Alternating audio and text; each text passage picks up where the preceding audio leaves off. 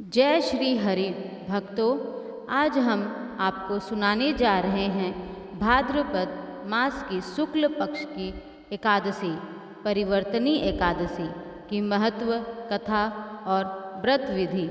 क्यों मनाई जाती है यह एकादशी, इसके पीछे क्या है पौराणिक कथा और इस दिन व्रत करने से क्या मिलते हैं चमत्कारी फल। आइए जानते हैं विस्तार से।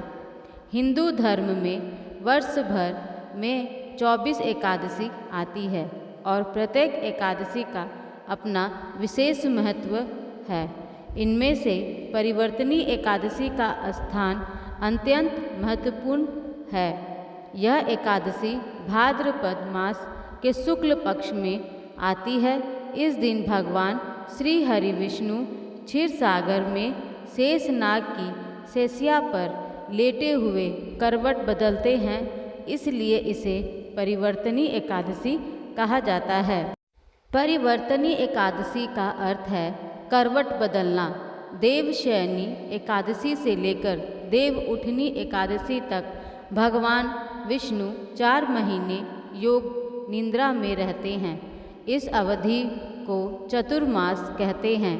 इस बीच में आने वाली परिवर्तनी एकादशी इसलिए खास है क्योंकि इसी दिन भगवान अपनी शैया पर करवट बदलते हैं। पुराणों में वर्णन है कि एक समय बलि नामक असुर राजा ने तीनों लोकों पर अधिकार कर लिया था। इससे देवता अत्यंत चिंतित हुए और उन्होंने भगवान विष्णु से रक्षा की प्रार्थना की। तब भगवान ने वामन अवतार लिया और बलि के यज्ञ में पहुँचे। उन्होंने 3 पग भूमि दान में मांगी। बलि ने संघर्ष वचन दे दिया। भगवान ने अपना रूप इतना विशाल कर लिया कि एक पग में पृथ्वी और दूसरे में स्वर्ग नाप लिया। तीसरे पग के लिए स्थान न होने पर बलि ने अपना सिर झुका दिया। भगवान ने अपना तीसरा पग उसके सिर पर रखकर उसे पाताल लोक भेज दिया, लेकिन उसकी भक्ति और दानशीलता से प्रसन्न होकर भगवान ने उसे वरदान दिया कि वे सदा उसके द्वार पर रहेंगे।